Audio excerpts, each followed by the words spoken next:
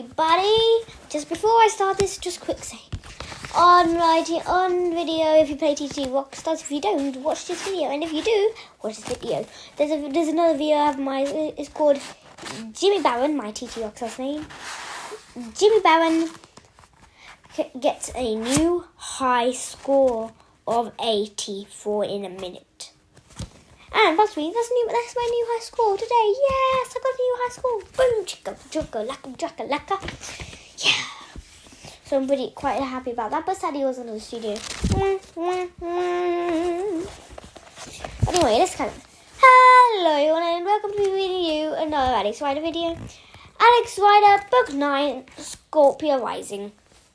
Part 2, Alex, Chapter 14.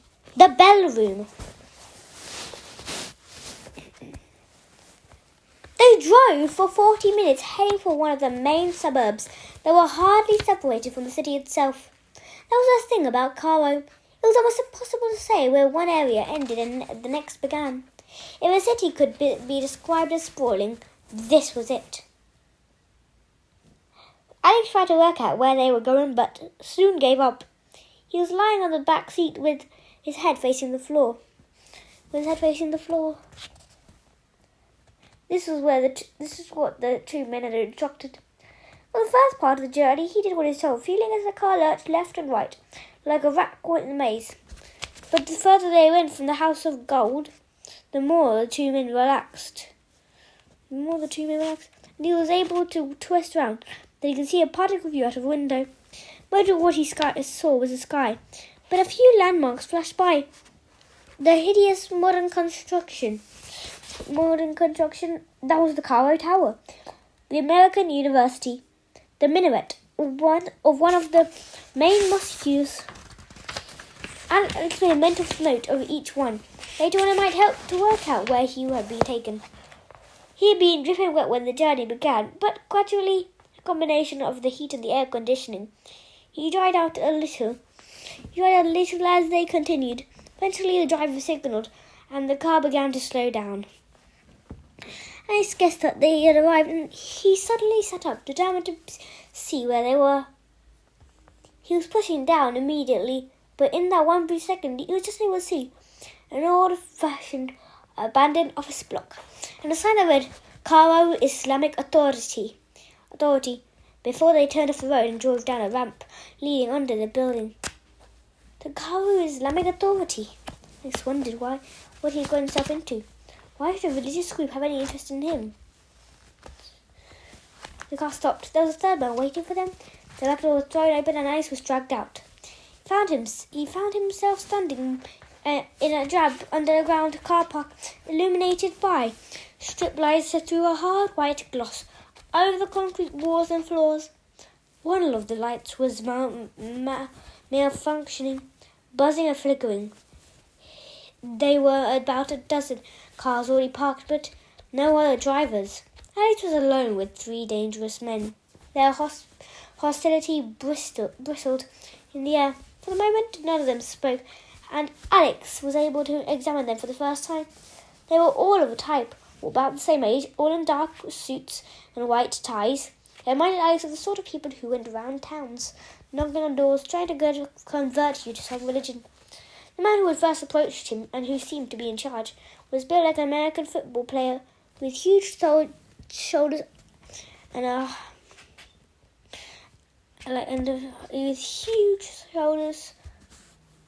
a thick neck. He had a small upturned nose, fair hair cut like a nail brush, and watery blue eyes. His partner was similar, built, fit, possibly ex-army. His hair was dark, and maybe he was obviously mixed race. Native American, maybe the third man who had been waiting, was black, angry-looking, smaller and lighter on his feet than the others. He was staring at Alex in disbelief. "Is this him?" he demanded. "Yeah," the fair hair and the one nodded. "What about Habib?" "Habib is probably dead. The boat blew up." "What?" "You heard what I said, frankly. Right now, the House of Gold is at the bottom of the Nile, and this kid was there." "I had nothing to do with it," Alex said. Shut up! Fairhair snapped at the two words. What are we going to do with him, Lewinsky? Franklin the black man asked. We're going to take him to the bell room. Whoa! The second man was unhappy. You can't do that. We don't have time to talk about this, Lewinsky snarled. And we're not going to discuss it in front of him. We need answers to questions, and we need them now. So let's take him down and get on with it. Down? They're already in the basement, and Ice inside like the sound of the way all things are going. You're making a mistake. Save your breath, Lewinsky said. You're going to need it. Ice tried a hand shove him in the back, and he was propelled towards the lift. The second man pressed a button, and the door stood open at once. The lift was a steel box. It was like walking into a refrigerator. Two of them bundled in, and they were carried down. Alex was trying to quell a rising sense of panic. Too much had happened in the past hour. The discovery of the dead man, the explosion, the way he had been kidnapped in a broad daylight. He had no idea who these people were or what they wanted. And what was the bell room? More than anything, he desperately worried about Jack. He had sent her chasing after Eric Gunter. Right now, he needed to warn her about what he had seen on the boat. She needed to know the danger she was in. And it might well be that she had heard the explosion. If so, she would be sick with worry herself. The least he could do was tell her he was alive. I want to talk to Jack, Alex said. Who's Jack? Lucy asked. She's a friend. She looks after me. What? You mean she's your nanny? Alex ignored the taunt. I have her mobile phone. There was no response. I just want to let her know I'm okay, he said. Lewinsky smiled pleasantly. What makes you think you're okay? They had travelled some distance underground. Alex could feel it in his stomach and in the sense of weight pressing on his shoulders. The lift door slid open to reveal a short, windowless corridor leading to a single wooden door at the end. Somehow, Alex knew he didn't want to find out what was on the other side, but he had no choice. Franklin and the unnamed man had already left the lift. Lewinsky laid a heavy hand on his shoulder and pushed him forward. He walked down the corridor with a sense of dread. A long shadow stretched ahead of him. Franklin opened the door. It led into a large room that was indeed shaped like the inside of a bell, round with bare brick walls that narrowed as they rose at least 2 stories above his head. Alex didn't like anything he saw. The room had no windows and was lit by a single bulb dangling on a wire. The door was soundproofed. The floor was covered with a thick rubber mat. In the middle was a wooden chair, and to one side a narrow table. A narrow table constructed so that one end sloped downwards. The table had 3 leather belts, and Alex could see at one side they were meant for him. One for his ankles, one for his stomach, and one for his shoulders and arms. They'd been designed for one purpose. There was no escaping it. It screamed at him everywhere. He looked. Lewinsky gestured at the chair. Take a seat. Okay, I'm okay standing. You want to quit wisecracking and do as you're told. I can make this much, much worse for you. Why don't you tell me who you are? Franklin and the other man exchanged a look, but Lewinsky didn't blink. You're the ones who's going to ask the question. He said. Now sit down. Answer the questions, he said. Now sit down. Alex went over to their chair. He sat down and watched a mixture of curiosity and disgust as Lewinsky leaned over and pulled off his damp sandals. Meanwhile, Franklin closed the door. Lewinsky straightened up and stood in front of him. Alex's clothes were sticking to him. His bare feet dangled above the floor. Let's start at the beginning, Lewinsky said. What were you doing on the paddle steamer? What do you think I was doing? Thomas replied. I was buying a present for my teacher. I'm a schoolboy. I go to Carroll International College of Arts and Education. You can ring them if you don't believe me. Right, let's cut this out and get one thing straight, Lewinsky said. I know exactly who you are. You're not a schoolboy, or at least you may be. But you're just a spy working for British Secret Service. Your name is Alex Ryer. So let me ask you, what were you doing here in Carroll while we were on the boat? Alex's head spun. He wasn't quite sure how to respond. These people knew who he was. But how? Cairo Islamic Authority. Who were they? Look, I don't know who you people are or what you want, Alex said. But I've got nothing to tell you, he said. Besides, there's the agency when you point holding information back. They'll beat it out of him anyway. Why would he suffer in silence to protect MI6? It wasn't as if he had chosen Brooklyn. I was following someone, he said. A man called Eric Gunter. He's head of security at Cairo College. Why were you following him? Why were you following him? To see where he went. Alex couldn't resist the answer, but immediately regretted it. Seeing that Lewinsky's face darkened. There's a possible threat against the school. He went on. I thought Gunter might be part of it. I heard him talking on the phone and he led me to the House of Gold. And then he went into a shop. He was full of old weapons. And I went in afterwards and saw a dead man there. I think Gunter must have shot him. Described this dead man. I did the best he could. He was old. He had grey hair. To be honest with you, I didn't look at him that closely. There was a lot of blood. Habib, Franklin muttered. Habib's dead. That's right. I saw the body and I left the shop. And about 10 seconds later, the whole ship blew up. That's all I know. If you want to interrogate anyone, you'll be looking for Gunter. I can give you his address if you like. Why don't you stop wasting time with me? Lunacy considered for a moment. Alex could see almost the biggest thought process whirling behind his eyes. At last he came to a conclusion, and Alex knew at once that it was the wrong one. You're working for MI6, he said. Yes, why are you in Cairo? I've already told you. I don't believe you. Suddenly Alex had enough. Then why don't you go and yourself? He spat out the swear word. What's the point of asking me questions if you don't believe the answers? You can make us believe you. You can make us believe you. And how do I do that? Lucy gave him a signal because the two men grabbed hold of Alex and pulled him to his feet. There was nothing he could do. They were much stronger than he was. They rolled him over the table and forced him down on his back. Then while Franklin held him up, the man with no name tied his ankles, arms and chest, pulling the belt tighter. When they stepped back, Alex couldn't move. He was lying at a slant, with his bare feet slightly above his head. Meanwhile, Lewinsky had filled the bucket with water from the tap. He was the last thing Alex saw. A moment later, a black hood was drawn over his head, blocking his sight and much of his air. With such a panic that couldn't control, Alex knew what they were going to do. He knew it was called waterboarding. It was a method of torture that American soldiers had supposedly used in Guantanamo Bay, one of their favoured, but it left no bruises or signs or injury, and it was a horrible effect. Alex had read somewhere that a grown man was unlikely to last more than 14 seconds before he begged to his inquisitors everything. In short, they were going to drown him. I want to know why you're here, and what's really happened on the boat. His voice was muffled. He came out of nowhere. I've told you, Alex shouted through the hood. You haven't told me anything. But you will. Alex felt the weight of it as a towel that was laid across his face. Desperately he shook his head. I decided trying to throw it off, but two hands clamped down on him. Holding him still, Alex's hands curled. All the muscles in his legs and abdomen loosened as sheer terror took control. Then the first drops of water were poured onto the towel.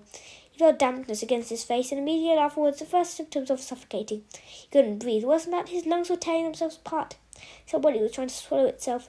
He was going mad. What the hell is going on here? What do you think you're doing? It was a new voice coming from somewhere miles away. And he tried to scream. No sound came.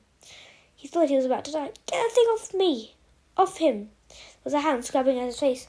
The towel had gone. The hood was torn off and light air hit it at the same time. Alice was gasping. His mouth was wide open.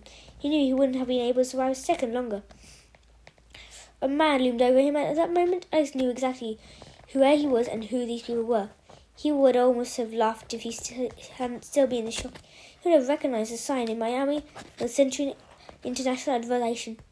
In New York, it was created by his animation. And here Cairo's Islamic Authority, always the same initials, CIA. The man's name was Joe Byrne. He was black, in his 60s, and with white hair, a moustache, and the earnest, caring face of a family doctor about to deliver bad news. I was betting twice before, and despite everything he knew to him to be a decent man, one who was usually on his side. Alex, I don't know what to say, Brian exclaimed. The belt had been untied, and Alex had been helped to sit upright. I just heard what was going on. Sir, Lewinsky began. Save for the court-martial, Lewinsky.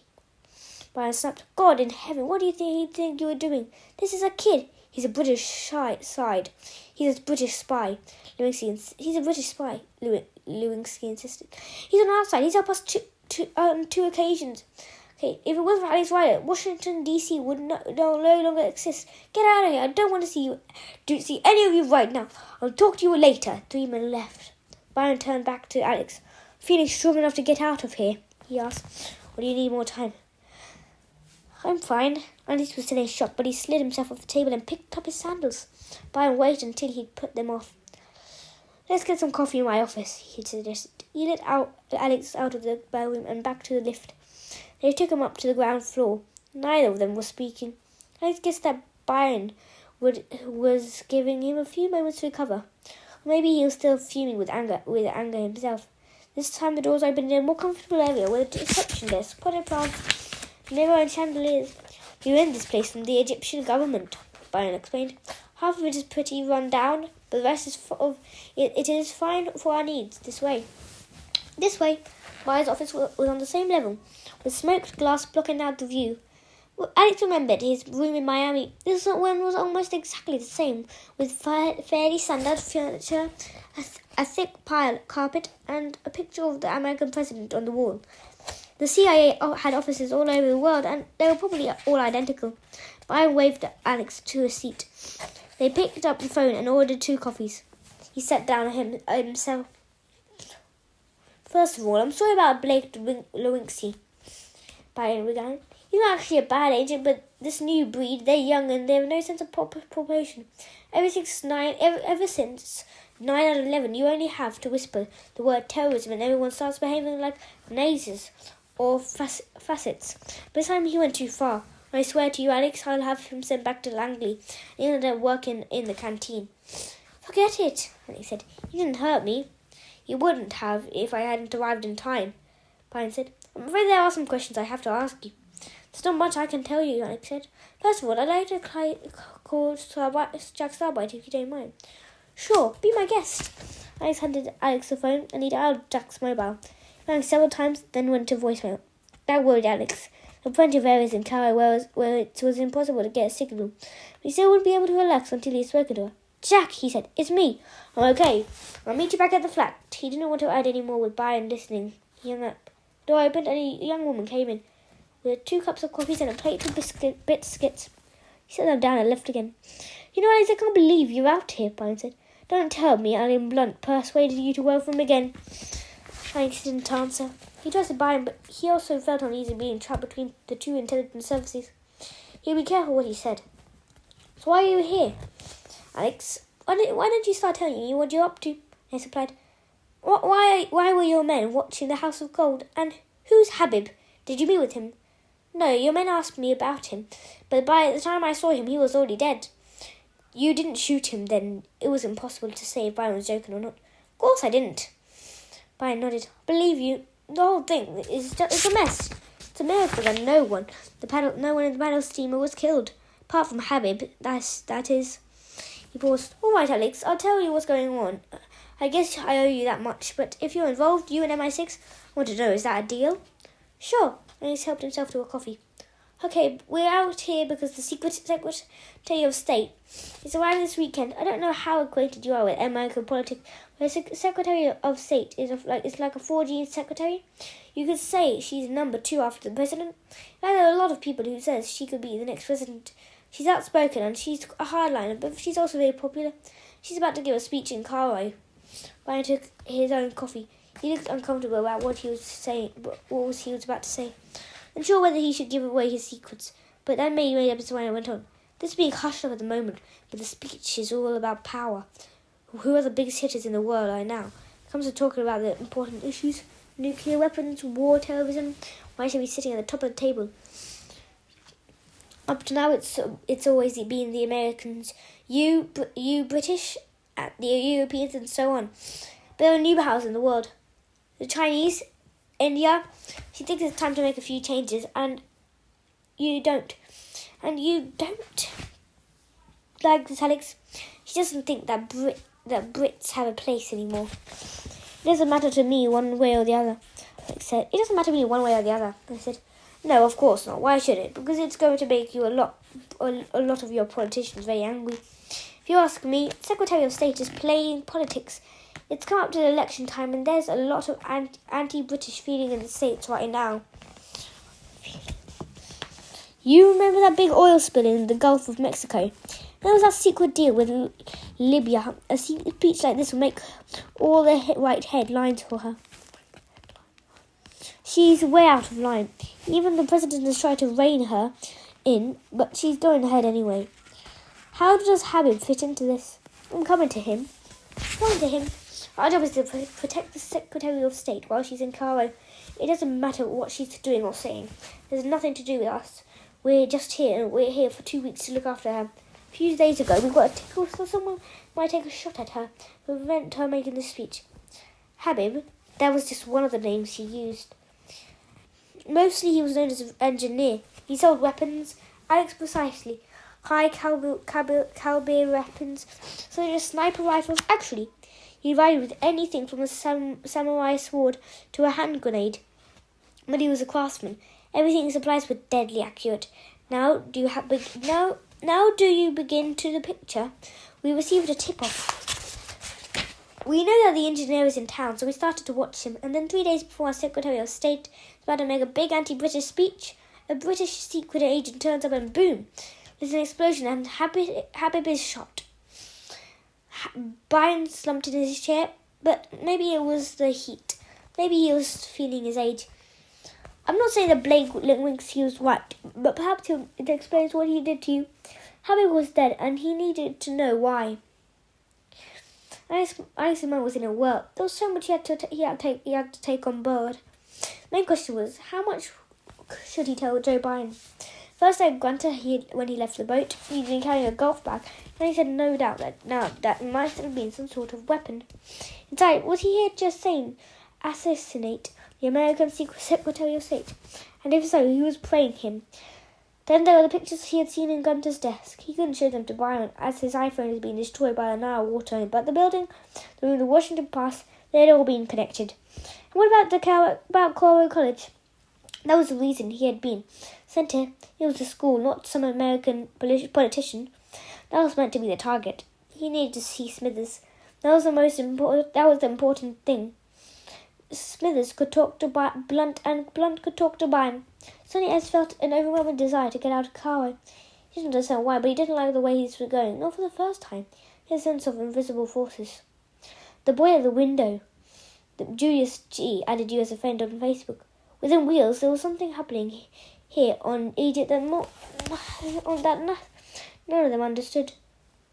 There's not much I can tell you, Mr. Byron. I found himself talking before he even knew quite what he was going to say. These are not Cairo. These has nothing to do with Secretary of State.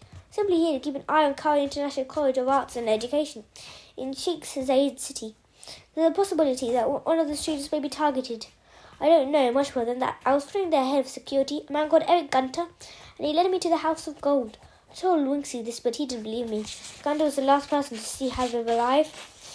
I think he's the one who killed him, and if I were you, I'd strap him to the table and see where you get him with the water torture. Leave me alone. And he stood up. And now I'd like to go home. I'm worried about Jack. But put a call into your Mr. Blunt, he said. By the way, I hear he's on the way out. I surprised to hear it. He's retiring? Not by choice. Brian reached for a telephone. I'll get a car to take you home. Once again, I'm sorry about what happened. One day, a woman who bought coffee came back in and led Alex out on the street. Joe Biden stayed where he was, deep in thought. Despite all the evidence, he had never believed that there was a British plot to kill the Secretary of State. Now, after what Alex had told him, he wondered if he could change his mind. It was thought there needed to be the round-the-clock surveillance of this man Gunter, or raised security level to red and north, and order another search of the Grand Hall, where the speech was to take place. It had been searched twice already on the Friday night, 24 hours before the Secretary of State arrived. It'll be sealed. The grand hall, a huge domed building, surrounded by palm trees in the middle of the University of Cairo. He could ever hope to make such a place secure. And what about Alex Ryder? With a bit of luck, he'll be on the next plane back to England, safely out of the picture. In fact, if the boy had any sense, he would never have come at all. Chapter 15. Plan A, Plan B. Jack was waiting for Alex when he got back to the Golden Palm Heights. In fact, he was out and running towards him before the CIA driver had even come to a halt. She dragged him out of the car and into her embrace. Alex, what happened to you? I've been so worried. She pulled away from him. Your clothes are wet. Yes, I took a dip in the Nile. You were on the boat when she didn't want to put it in words. I couldn't believe it when I saw it. What had happened? I thought, well, I didn't know what to think, but then I got your message. The CIA car drove off. Her clothes as if for the first time. Who is that? She asked. It's a long story, Jack. If you don't mind, I'm going to have a shower and get changed first. I stink, and I don't suppose you've got any for supper. I'm starving. A short while later, Alex and Jack sat down to eat together on the balcony, allowing the warmth of the evening to wash over them. The sun was dipping behind the buildings, throwing soft shadows across the complex. The pool was empty, and Alex knew that Craig and Simon and all the others would be inside by now, slumped over their homework. He wished he had so little to worry about. Lucy changed into a baggy t-shirt and shorts. Hair was still wet from the shower, and there was a plaster on his knee. He wasn't even sure when he stretched himself, but Jack had noticed it at once, and he had insisted on rubbing it. Half a tube of anti-spick cream. Anti-spick cream. Anti-spick cream. Oh no, anti-spick cream.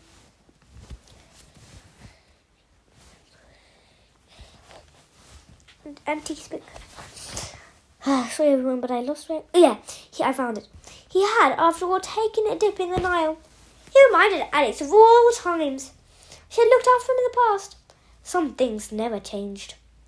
She had prepared an assortment of Egyptian dishes, human olives, hummus, olives, stuffed vine leaves, fried meatballs, and smoked aubergine, all served with warm ash baladi, or Egyptian flatbread. She was drinking chilled pink wine. I stuck to the water. I was sitting outside a house of gold, wondering what was going on. When I got your text, she said, I didn't like the idea of leaving you, but I waited for Gunter to come out and I followed him. Like he told me, he looked like he was going to play golf or something. He had a golf bag. I know. Well, he flagged down a taxi, and I managed to get one just behind him. It's like being in a film. I followed him all the way across Cairo.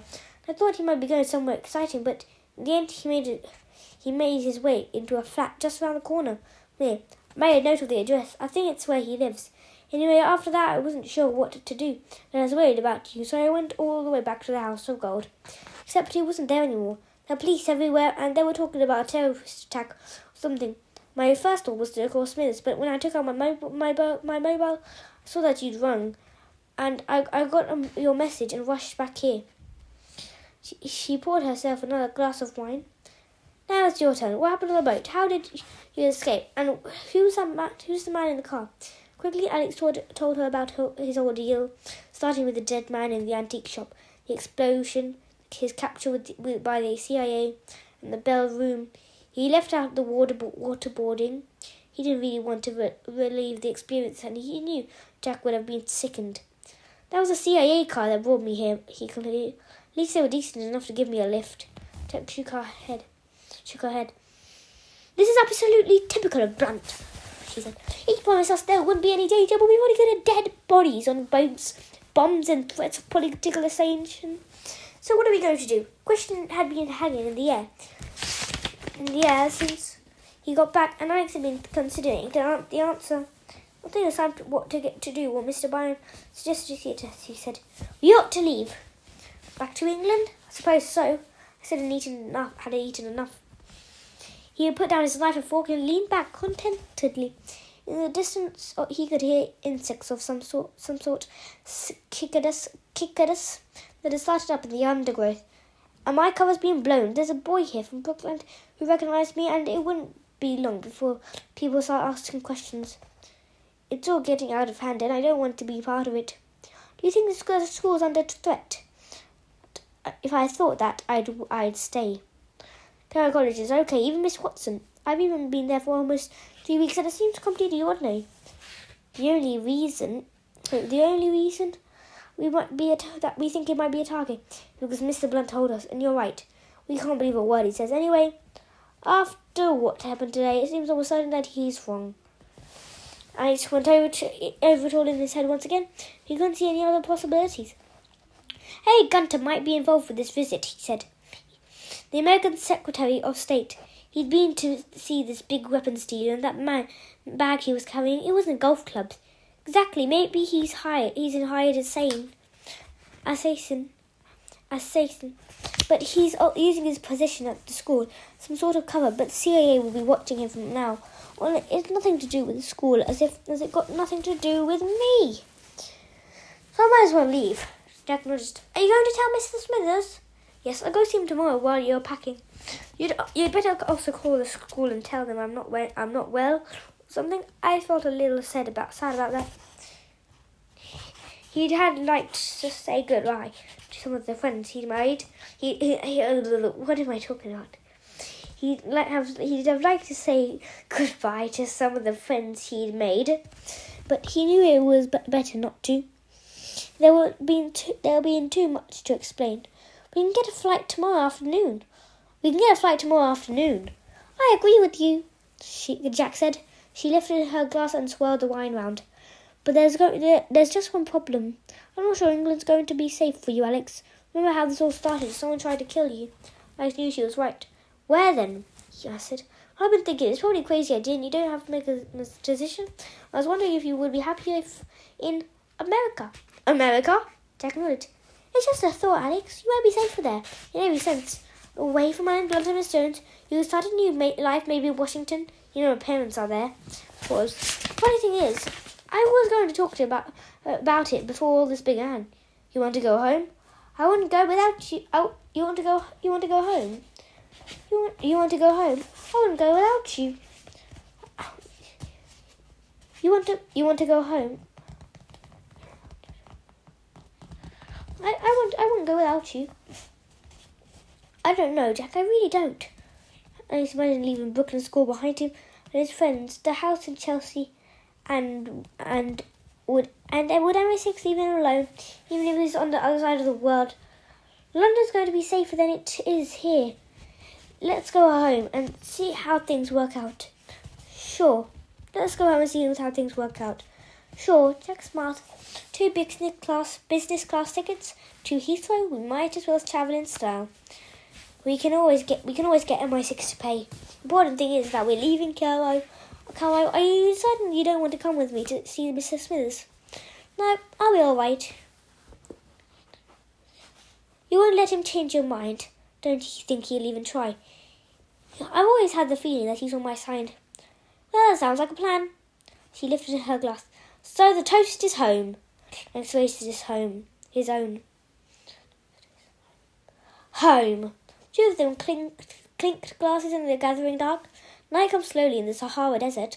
By 8 o'clock, the sands were burning deep yellow. The shadows were from the olive trees were stretching out as if trying to escape from the trunks that bound them. But the sun was still there, sitting on the horizon, and the heat of the day was only just beginning to retreat. The heat of the day was just beginning to retreat. The salt lakes were like sheets of steel, utterly still. There didn't seem to be a breath of wind. The crack of the bullet tore through the great silence, spitting over the air 70 meters away from the tip of the rifle. A black and white photograph of Alex Rider shuddered briefly pinned to a wooden stake driven into the sand. It was a perfect shot. A round hole appeared where his right eye had once been, the last in a row of 5, that snake across his forehead. Lying on his stomach, Julius Griffin lowered the sniper rifle, the L96A1 Arctic Warfare, that had been brought to him from Cairo. It was a beautiful weapon, he thought. He couldn't wait for to use it for real. In the distance, he heard a soft applause. Razin was standing on the parapet of the old French fort, wearing a freshly laundered, very white dish-dasher. "Come inside, Julius," he called out. "We're able to turn on the light defences. I wouldn't want to see you blown apart." Julius stood up, brushing the sand off his chest and thighs. He was wearing loose-fitting shorts and a striped T-shirt with sleeves rolled up. His hair had been cut a little shorter since he escaped from Gibraltar prison. He was also thickly smeared with sun cream. He burned easily, and although it's important that his appearance remained the same, he'd been brought from by a ship from Gibraltar and all the way round from the northern tip of America to resort town of Madamatru, and driven south to Siwa. He had been the first fort for more than 2 weeks, almost exactly the same length.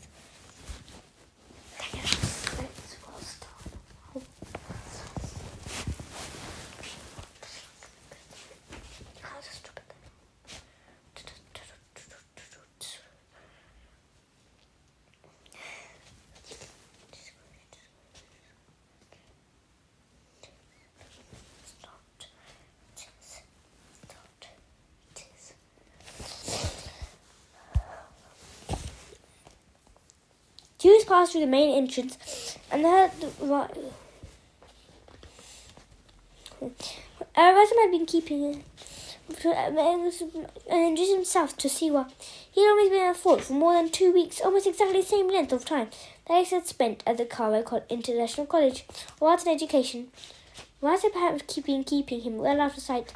The entire world thought he was dead, and it was vital that it stayed that way.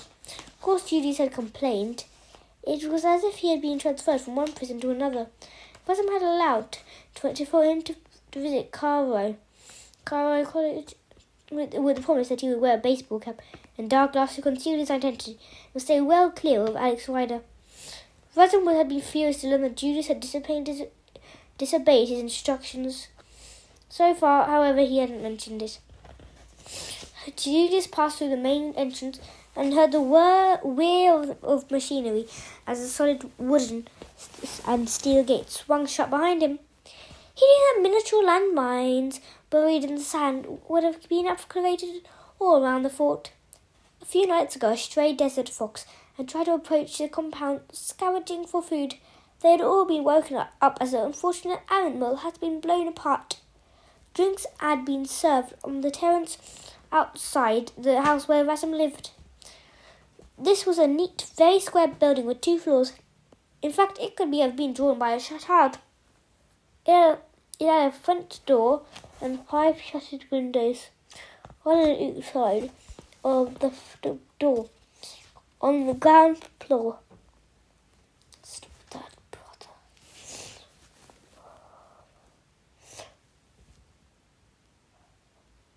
And three about position with perfect symmetry. Wooden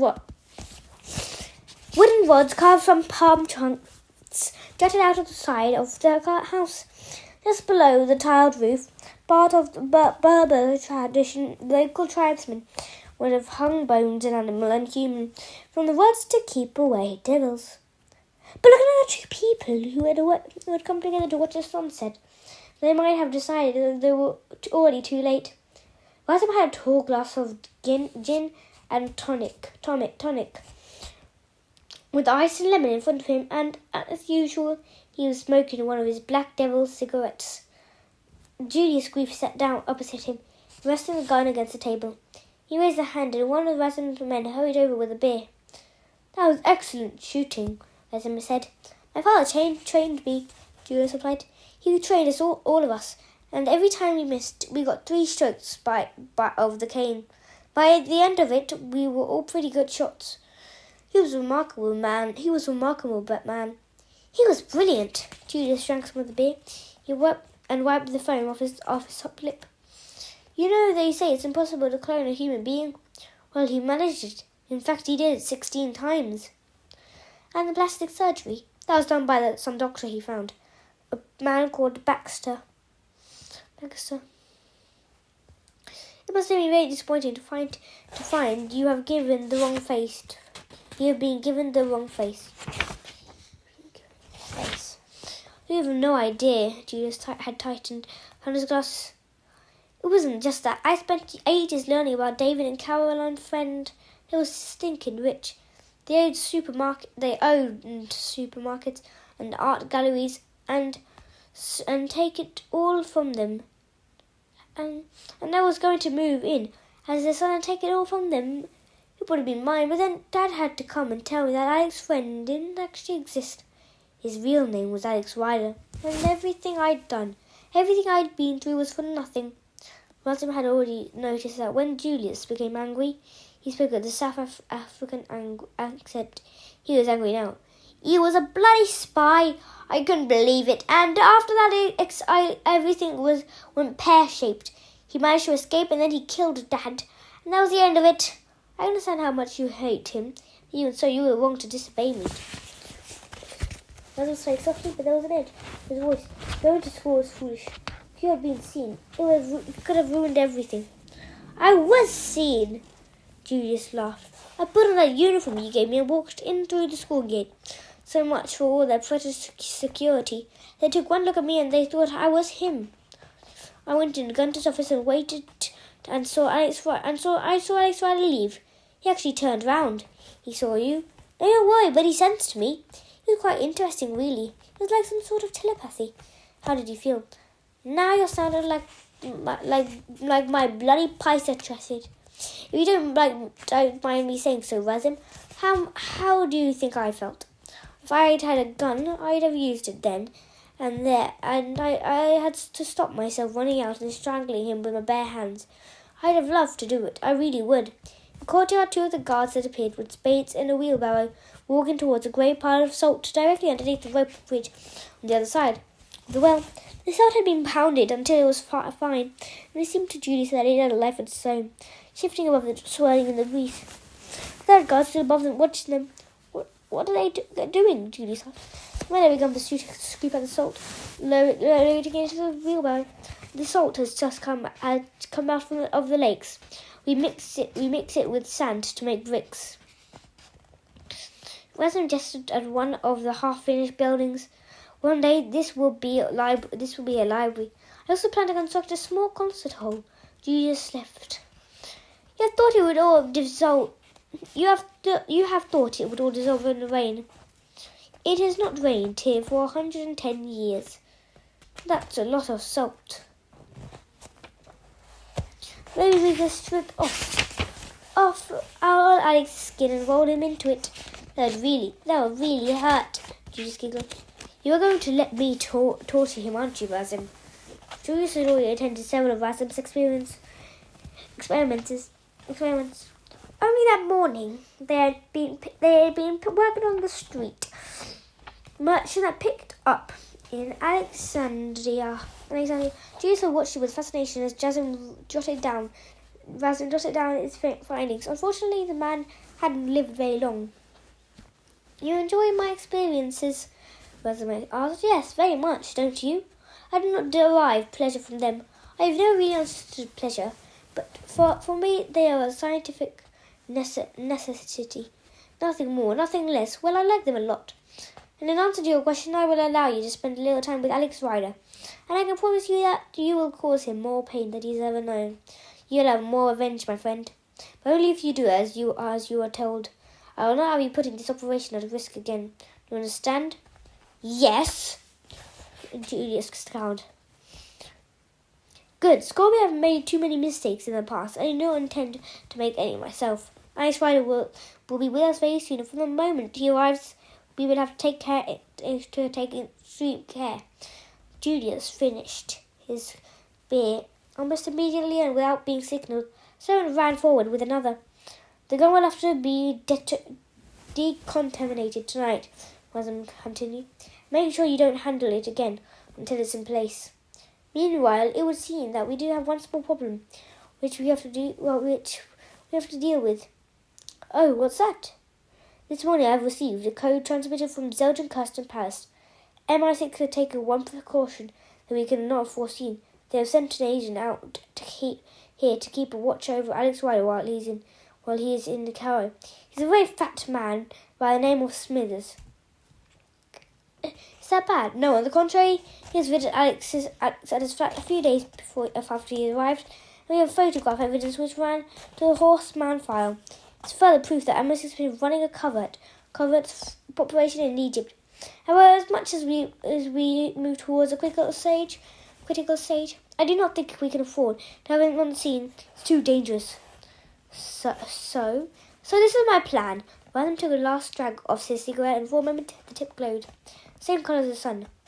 Mr. Smithers must die. I will have it done tomorrow. From what I have heard, and despite his appearance, he is an extremely effective secret agent. So I think I'll send perhaps a dozen men. That seems a bit odd. OTT. Learn from me, Julius.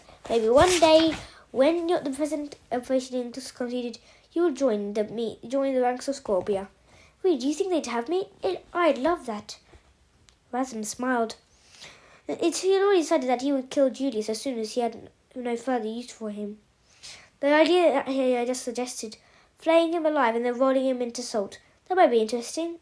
We take no risks. We make no mistakes. Tomorrow morning we will kill Smithers, and tomorrow evening, Alex Rider. That's when it begins. Chapter 16. Inside every fat man. The street was less than 5 minutes from the souk, but it was surprisingly quiet and empty, with just a few children kicking a football around in the dust and not a tourist in sight. The taxi dropped Alice off a few minutes before 11 o'clock. He had already contacted Smithers using the notepad with his hidden circuitry. Smithers had rung back immediately to confirm. The house wasn't difficult to find. When Alex had been walking around the city with Jack, he had noticed a few old European buildings, here and there, elegant and somehow out of place, as if the Egyptians had noticed that they were, and so have forgotten to knock them down. They dated back to the 19th century. The Suez Canal had been built at the same time. It might once have housed French noblemen or engineers. Smithers had chosen one of these, and added a few touches of his own.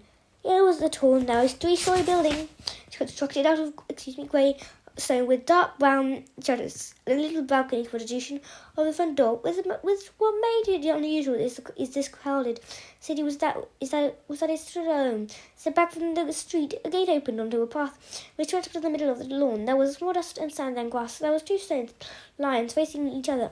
About halfway up and to one side, a tall fountain with water tinkling down in graceful loops. It was obvious that a large mat in front of the door signalled the word "Welcome." A small Judy and Jack fluttered on the roof. Alex was already dressed for the flight home in jeans and dark red Hollister polo shirt. It was too warm for Cairo, but Jack was packing the rest of his clothes. She had told him it was rainy in London. He walked up the path, his feet crunching on the gravel, and rang the doorbell. There was a mirror set on the wall on either side of the door, and he examined the two reflections of himself as he waited. A moment later, the door opened and Smithers appeared. "Do come in, Alex. Very good to see you. I was just boiling the kettle. I hope you'll have a cup of tea and perhaps a slice of homemade cake." Smithers was more informally dressed than he had been at the flat, wearing pale trousers and a brightly coloured short-sleeved shirt. He had walked straight off a cruise ship, missing with a shawl hat and camera. He stepped aside to allow Alex into a hexagonal-shaped hall with marble floor, chandelier, and rather strangely gold-framed picture of the royal family on each of the walls. The Queen and the Duke of Edinburgh, glancing at one another side by side. Opposite the door, there was an ornate table with what looked like a TV remote control sitting on the top, but there was no sign of a TV. "This way," Smith bustled ahead into the kitchen, which was dominated by a stainless steel fridge. He threw it open to reveal shelves stacked with food, with much of it flown from England. There was a large cake on the middle of the shelf, a Victoria sponge, he said. Can I interest you? No thanks, Mr. Smithers. I'll just have a Coke. Will you stay for lunch? I haven't got time. A short visit, then. Very well, let me see. Smith put the cake back, then carried 2 Cokes and bowls of crisp into the living room and an airy, old-fashioned space with plump sofa, bookshelves and a mahogany coffee table and a splendid rug that must surely have come from Seek. And yet Alex sat down. It occurred to him that the house told him every little about the man himself. It could have belonged to anyone. What did he actually know about Smithers? Now that he thought about it, was he married? Was he gay? Did he live in where did he live when he was in England? What did he do in his spare time? And apart from bacon and Victoria sponges, but of course that was the world of MI6 and all its agents. They didn't live with secrets. Secrecy surrounded their entire lives. Smithers helped himself to a handful of crisps. So you've decided to leave, he said. Yes, I can't tell Smithers anything. How do you know? Did you know? I'm afraid I was tipped off the moment your Miss Starbright booked the flights over the internet, Smithers explained. We keep a very careful watch on the movements of our agents. Alex, 3:30 this afternoon. You're right. That doesn't leave us time for lunch. I came to say goodbye. That's very decent of you. For some reason, Alex felt a twinge of guilt. I hope you don't think I'm walking out on you, Mr. Smithers, he said. Not at all, my dear boy. Although I do wonder if it has something to do with the explosion in car yesterday afternoon, the House of Gold. There's been a great deal of excitement about that, and not just in London. I don't suppose you were in any way involved. Quickly Alice brought Smithers up to date, starting with the office break-in and the contents of Gunter's desk, then the phone call and the events on the paddle steamer. This time he didn't leave anything out. And after that he'd finished describing the waterboarding, Mr. Smithers pounded the table with his fist, making the rest of the crisp jump. I like the Americans, he exclaimed, but sometimes they're completely intolerable. I shall make an official complaint. Alex, they had no right to do that to you. Okay, Mr. Smithers, I'm fine now, Alex shrugged. Maybe Gunter really is going to take a shot at the Secretary of State when she comes to Cairo. But as far as I can see, there's nothing going on at Cairo College. I don't have any need to be there, so I'm going home. He took out his iPhone and laid it on the table. I'm afraid this was completely ruined when I went into the Nile, but you might be able to get something off it. I took some pictures of all the stuff in Gunter's desk. Still don't know why he had pictures of a coat hook. There was also a brochure about a place called Siwa. I stopped and remembered. That was one thing. I managed to leave the bug behind. I know, Alex. I've been listening to Mr. Gunter's office all morning. So far he hasn't said a single thing of interest. In fact, he said he barely says anything at all. Sorry, Alex said. I haven't really been very helpful to you this time. You shouldn't apologise. You shouldn't apologise. Miss Smithers' voice had changed. She was suddenly very serious, talking in a way that Alex had never heard before. And he goes straight feeling that this new voice didn't belong to the man he had known for more than a year. It was as if he was seeing the real Smithers for the first time. And what you said just now about walking out on us, completely stuff and nonsense. I'm glad you're going. If you want the truth, I was always opposed to getting you involved in our business in the first place. He paused and continued more slowly. I've never spoke my mind, but it's not my job. I do what I'm told, like everyone else, but I was quite wrong. Getting you involved? People think that being a spy is fun and exciting.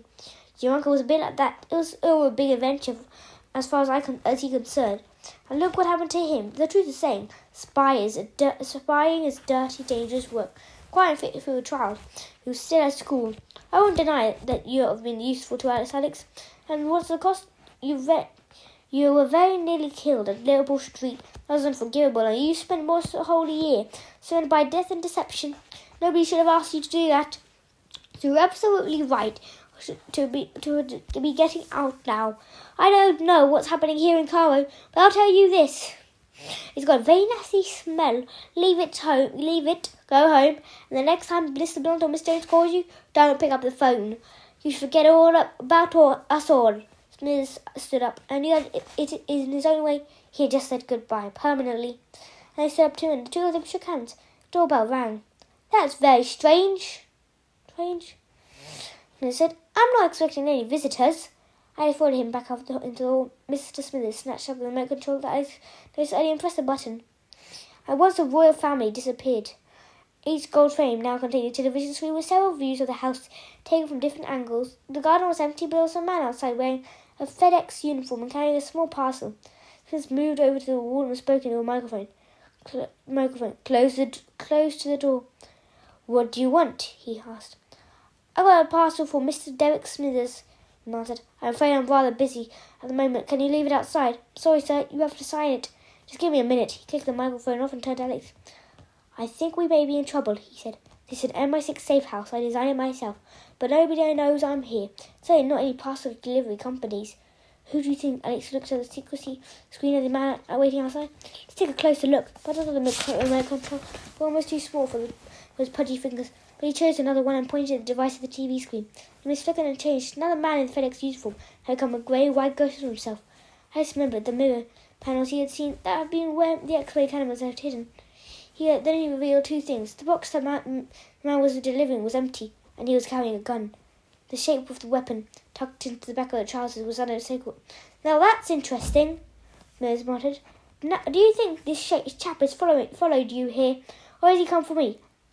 By the way, I hope you're not going to let him in." "I don't think so," pointed the roommate at the door. "But I put the welcome mat in myself. Occasionally, though, it becomes an unwelcome mat, as he's about to find out." His thumb snapped down. The doormat collapsed. It was hinged like a trapdoor, and the fake FedEx man was standing right in the middle of it, with the yellow dismissed from sight. "What's underneath?" he asked. "It heads directly to Caro sewers, about 10 meters down." Smith replied. "He'd have a soft landing, but I'm afraid it won't be a pleasant one." Mr. Smith said, pointed at another screen, which only movements with a portrait of the Prince of Wales. Now it showed the front gate. Two guards had pulled up. Even as he watched, half a dozen Egyptians poured out, dressed in dark clothes. Perhaps they were all in radio contact, because somehow they seemed to know what had happened. Warily they made their way up the garden path. Two of them had machine guns, machine guns slung over their chests. The others were carrying automatic pistols. "How many gadgets do you have in this house?" Alex asked. "Not enough." Smith nodded at the third screen. 4 more men had joined the others, coming round the side of the building, bringing the total to 10. They were spreading out, surrounding the house like an invading army. What time did we say your plane was?" Smith asked. 3:30. The men were getting close. "No, you better get a move on. We don't want to be late. Liz was holding a remote control device. It's wondered what else it could do. Collapsing the doormat would simply be effective. At least it was reduced by the odds of 1. But there was still a lot of determined look of men across the garden, approaching the front door. As far as I could see, there was only one way out. There was only one way out. The attackers were all armed, and they were all taking no chances, moving carefully one step at a time, as if they were in the minefield. Smith looked from one TV screen to the next. Alex had never seen him like this before. Like so many fat men, he had always seemed carefree and jolly, while now, as he timed his next move, he was deadly. One of the screens showed a pair of stone lions. 2 men were passing between them, each one clutching a nasty-looking snub-nosed machine gun. I just wondered if they would really dare use them here, in the middle of a city that was always on the alert against terrorism. There was no doubt of the determination in their eyes and their body language. But they had come here for the kill. By the time police had arrived, they would be far away. Smith was waiting for the exact moment, then hit the next button. 2 men particularly disappeared in a cloud of white dust, sprayed over out of the lion's mouth. They were still there when it cleared, gazing at each other, wondering what had just happened. I had no idea either. He glanced at Smithers, who said nothing. Then one of the men threw away his gun and began to roll out of the grass. A second later, the other did exactly the same. They were like small children, resting on their backs, kicking their legs and screaming. He'd completely forgotten where they were or why they had come here. "Itching powder," Smith muttered. "Super strength. It was actually developed in the last war, but I made improvements. To be honest with you, I've been itching to try it." The others had seen what had happened and looked at the 2 men, still rolling helplessly in disbelief. Someone shouted a command and they advanced on the house, colder and more angry than ever. I could see all 8 of them spread over the TV screens. He asked at the door. Would it be strong enough to hold them back? To answer questions, that was when they opened fire. Weapons had been silenced, but even so, the sound of bullets slamming into the walls, windows, and the front doors was deafening. It's like being inside a tin box in a hailstorm. Alex flinched desperately, but the door didn't so much as a splinter. The wind pane didn't crack. The door's armor-plated, they shouted out, and the windows are bulletproof glass. They're not going to shoot their way in. Can they cut their way in? Alex asked. Yes, but they'd need... Smith stopped. Alex was already seen on the screen. Two of the men had run forward wearing both body armor, their heads protected by a welding mask. They carried with them an auxiliary torch with a cutting head, capable of reaching temperatures up to 3,500 degrees Celsius. While the others fell back, the two knelt in front of the door. A moment later, they were a whoosh of harsh blue flame as they fired up the torch. Almost at once, Alex smelled burning. Inside of the door began to change colour, and it was attacked by the fierce heat.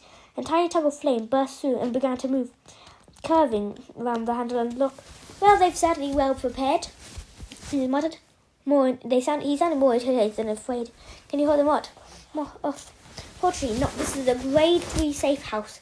Now, if you are in Jerusalem or Baghdad, that will be a different matter. Alex caught the sight of a man swinging his arms. He was halfway down the garden and captured on one of the screens. For a crazy moment, Alex thought he was playing catch. Then he understood. It wasn't a ball. It was a grenade. It hit the roof and exploded. The whole house shook, sending the chandelier into a furious jiggling dance. Dust and broken plaster rained down, and smoke billowed down the main staircase. Meanwhile, the Horowitz-Chapter torch was making steady progress. The hissing flame had already moved from 12 o'clock to 4:30. Then we're going to make a run for it, Smith said. Run? It wasn't a word that Alex would ever have associated with Smithers. Fast waddle would surely be the best he could manage. Anyway, how are they going to get out? There's a back way. Smithers must have known what he was thinking. Don't you worry about me, he added. The main thing is that you don't get hurt.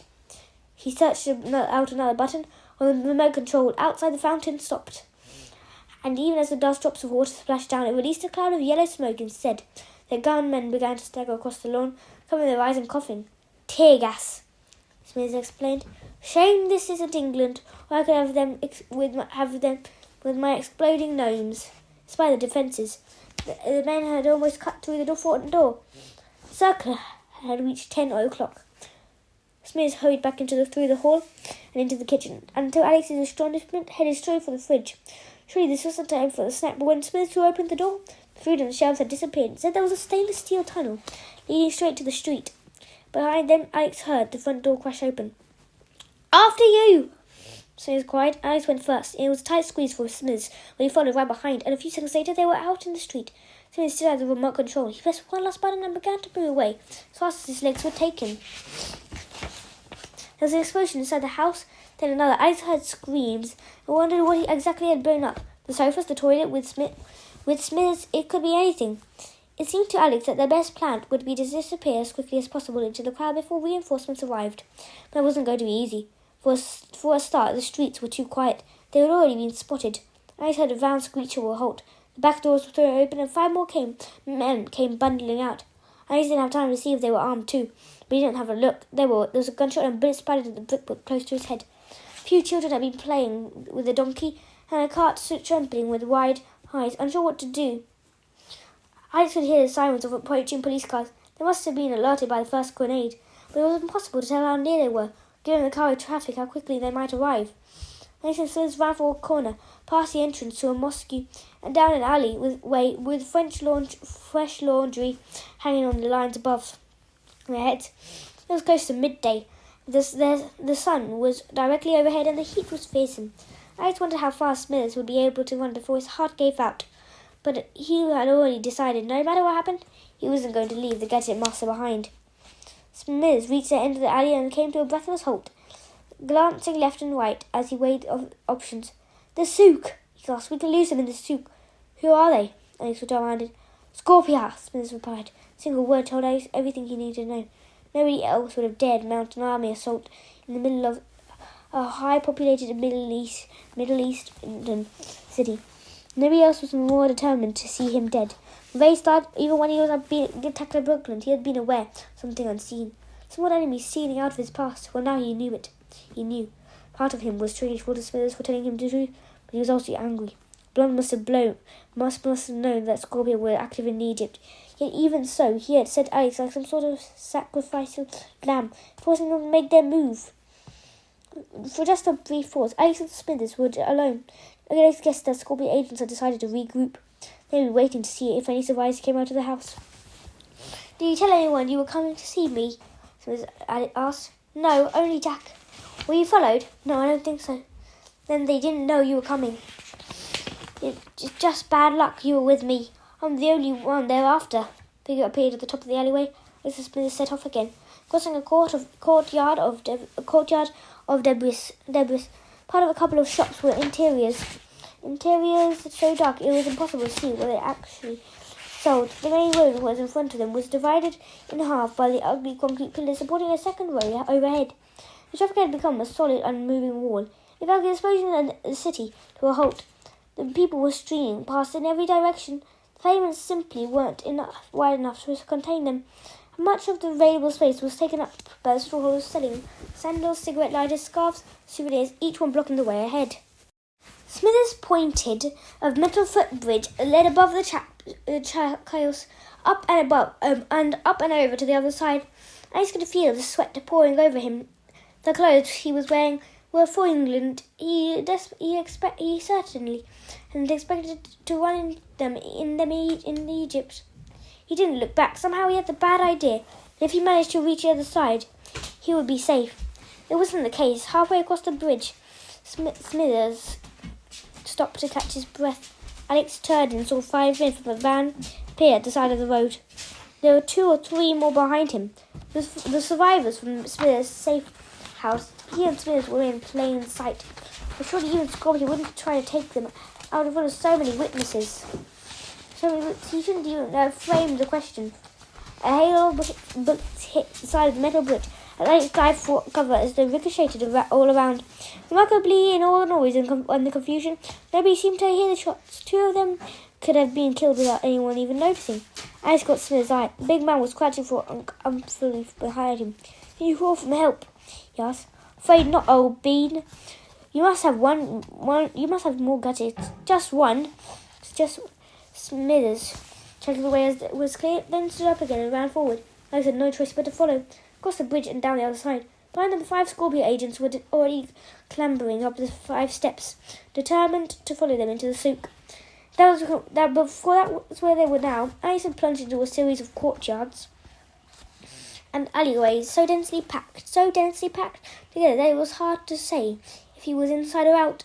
The Khan al-Kahili Lily souk was the biggest in Cairo, and twisting labyrinth of tiny shops connected by steps, arches and passages, with manner of goods piled high on the shelves, dangling from walls, spitting out onto the street. Alex and Jack had already been there and found the experience almost too much.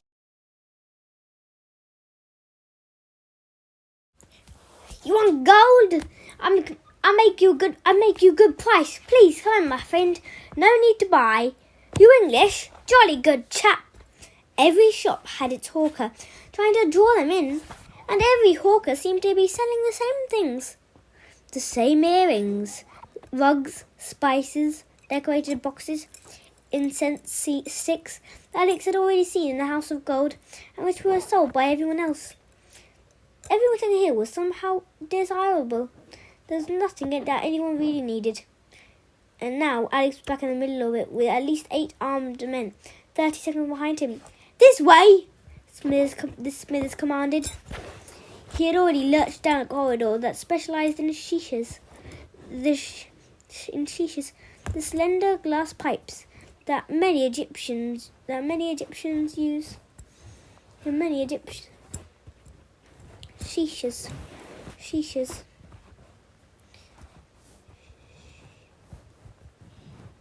The slender glass pipes that many Egyptians use to smoke fruit flavour. To smoke fruit flavour.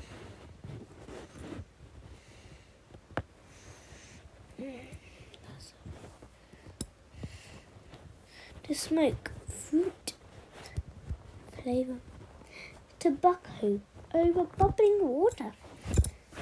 As he went in, As he went in,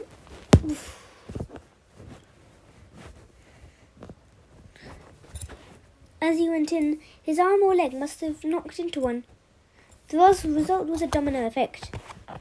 Pipe after pipe toppled into the next with a terrible smashing of glass. Alex felt someone reach out and try to grab him. He wrenched himself free and kept going. They even got outraged howls of the hawkers behind them. They passed through a soaring archway, past a stone tower that could have housed a princess out of an ancient fable. There were thick pillars and a narrow barred window.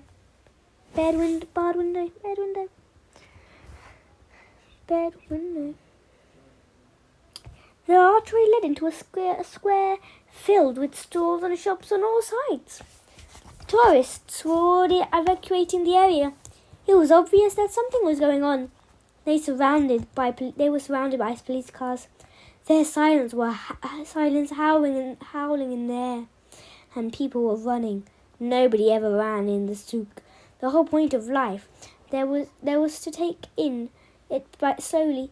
By the time Alex and Smithers stumbled to a halt to consider their options, they were almost alone. Only the astonished shopkeepers gazed at them from behind half-open doors, wondering what was going to happen next. There were 3 ways out of the square, but Alex saw at once that they had been blocked. Yet more Scorpion men had been brought in, and these, however, had somehow second-guessed them. They were closing in from every direction. At least these new arrivals didn't seem to have guns, but they were carrying knives with long, vicious blades, and they were ready to use them. Alex and Smithers were unarmed, apart from the one gadget he had mentioned. That might be anything. What next? Mr. Smithers! Alex called out, warning, as one of the men raised a knife and moved in for the kill. At the same time, Alex ducked sideways and grabbed a brass pyramid, one of the thousands on sale in the souk. It made an ugly souvenir, but it was heavy, but lethal point, and that made it useful as a weapon. Alex held it with all his strength, watching the satisfaction, and it sailed over Smith's shoulders and hit the knife man in the center of his forehead. The man went down like a stone, dropping his knife. Smith snatched it up and spun it in his hands and threw it across the square. Alex looked round. A man had just appeared just behind him, carrying a machine gun. The knife in the air then buried itself in its chest. As the man fell back, his trigger finger tightened, and suddenly he was spraying the air with bullets. A dozen glass lamps exploded. Brass plates were blown off, their hooks falling with a great clatter. The windows of the silversmiths shattered. Then it was over. But the silence after the last bullet was immediately broken by more sirens, frantic shouting, panic of people trying to get away. There were still 2 more knives in them. Before he could react, Alex was seized from behind. He felt himself being dragged away and tried to struggle, but his attacker was too strong for him. He was helplessly expected to feel the point of the knife slide into his back at any moment. He wondered why it didn't happen already. Out of the corner of his eye, he saw the other knife man close on Smithers, who was standing in front of him, his grey chest rising and falling as he caught his breath. Alex had to break free as he was pulled back. He passed a spice shop with sacks of powder and leaves piled up outside. He knew at once what he had to do. His hand shot out and scooped up much red powder as he could hold. Then he twisted it round and flung it into the man's face. It was chili powder. The man screamed as it invaded his eyes and nostrils. He couldn't breathe. He was blind.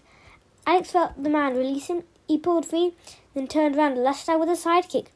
The Yoko Geri, as he had been taught in karate.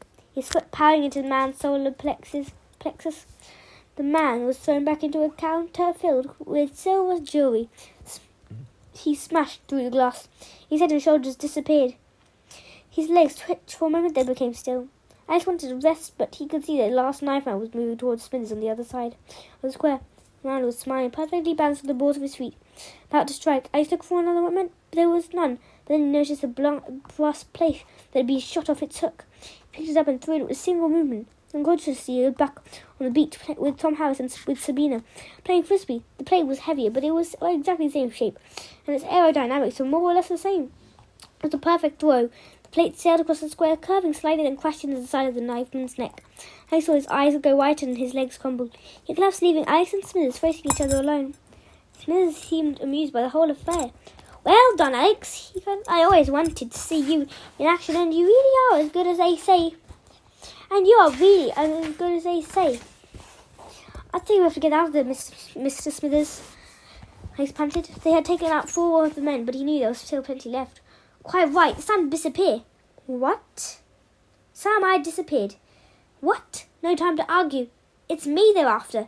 That much is obvious. Heaven knows why. Mr. Blunt will find out. The important thing is for you to get on the plane and go home. But what about you? Liz couldn't get a note of dismay out of his voice. Smithers would be easy to spot wherever he went. It wasn't just his clothes. He was as bald-headed his size. They won't be able to find me if they don't know what they're looking for. Smithers replied. He reached out between his legs. This may come as a bit of a shock, Alex, old chap. For a moment Alex thought he was gutted. Smithers was about to unzip his trousers. He suddenly unzipped something, and he straightened up. There was a tearing sound, and the waistband of his trousers divided into 2. His shirt did the same. And to Alex's story, he saw that Smithers' bulging stomach was almost splitting in half. It was like a snake shedding its skin. Brightly coloured shirt and the plump, oversized arms fell aside. As a second pair of arms and lean suntan appeared from inside, pushing their way out, the shoulders rolled away and finally the bald head with its round cheeks and several chins crumpled and fell back. A younger head had emerged. I saw what should have been obvious from the start. A fat suit, that was Smithers' last and most brilliant gadget, and he had been wearing it from the day the two of them had met. The real Smithers was thin and weary and about 10 years younger. He in his late 30s, with short brown hair and blue eyes. He was looking at Alex with a mischievous smile, and when he spoke again, even his public school accent had gone. It seemed that he was actually Irish. I never mean to deceive you, Alex, he explained. I developed the Smithers disguise for work in the field, but somehow I got used to it. It was like my office suit, you know? Quickly he tucked the rubber and let Tech's body behind one of the stores. He was now wearing scruffy jeans and a t-shirt. For his part, Alex was too astonished to speak. I don't feel comfortable taking it off. If you want the truth, I feel as I'm exposing myself. But needs must if I'm going to get out of this place alive. No time to worry about it. Now, we better go in the different directions. Get home to Jack. Give him my best wishes. Try not to mention this if you can help it. And Smith was walking briskly away. Alex watched him glide down the flight of stairs. Alex turned a corner and then he was gone. He was reminded of an advertisement he had once seen in the newspaper for diet pills. Whatever it said, inside every fat man, there's a thin man trying to get out. Well, he just witnessed a vivid demonstration of that. Although he hadn't really seen it with his own eyes, he would if he hadn't seen it with his own eyes, he wouldn't have believed it. He retraced his steps, putting as much distance between himself and the square as possible. Smith might be wrong. SCORPIA people could still be looking for him. As he hurried away, a group of white-suited tourist police ran past. That was the gold yesterday, and now this? Oh, I had to be wondering what had hit it. All the shops had locked their doors. Alex joined a crowd of frightened tourists to follow them as they made their way out of the souk. Some man managed to find a route back to the footbridge that he and Smithers had crossed and tried to hail a cab. But readers at once that he didn't have hope. They'd all been taken by people who wanted to go back to the safety of their hotels. Anyway, the beast must have set up roadblocks everywhere. Nothing was moving. He looked at his watch just after 1. He still had time to make the plane. Jack had given him her own mobile, and he used it to call her at the flat. There was no answer. That was odd. Maybe he had misdialed it. Jack had definitely told him she was waiting for his call. He tried again and allowed the phone to ring 10 times. But there was still no answer. Where was she? Suddenly, Alice had a bad feeling. Jack wouldn't have left the flat. She might have heard that there had been further disturbance in Cairo, but she wouldn't have come out looking for him. So if she wasn't answering the phone, where was she? Smith had gone, and he had no one else to call. Pushing through the crowds, he hurried away from the souk, following the main road back to into the centre of the city, searching for a taxi or a bus or anything that would give him a lift, knowing with a sense of dread that he had to get home. Right, we on to the next. Right, everyone. Goodbye, everyone, and thank you for listening to this.